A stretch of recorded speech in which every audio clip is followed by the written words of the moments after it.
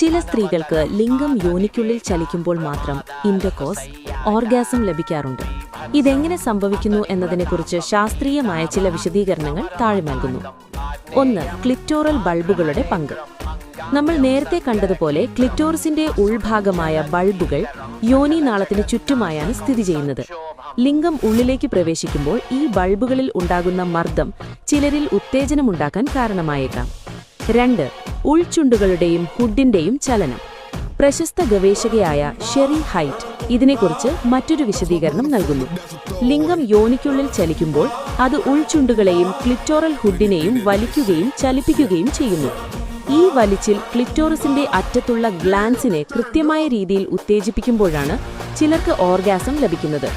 ഒരു രസകരമായ ഉപമ, മെറ്റഫർ. ഷെറി ഹൈറ്റ് ഇതിനെ ഒരു ലളിതമായ ഉദാഹരണത്തിലൂടെ വിവരിക്കുന്നു. നിങ്ങളുടെ ചെവി പതുക്കെ മുന്നോട്ടും പിന്നോട്ടും ചലിപ്പിച്ചാൽ കവിളിലെ ചർമ്മവും കൂടെ ചലിക്കുന്നത് കാണാം. എന്നാൽ ഇവിടെ ഒരു പ്രധാന ചോദ്യമുണ്ട്.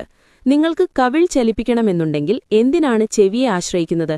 നേരിട്ട് കവിളിൽ തൊട്ട് ചലിപ്പിക്കുന്നതല്ലേ കൂടുതൽ എളുപ്പം? നേരിട്ടുള്ള ഉത്തേജനം പ്രധാനമാണ്. ഇതേ തത്വം തന്നെയാണ് ലൈംഗികതയിലും ഉള്ളത്.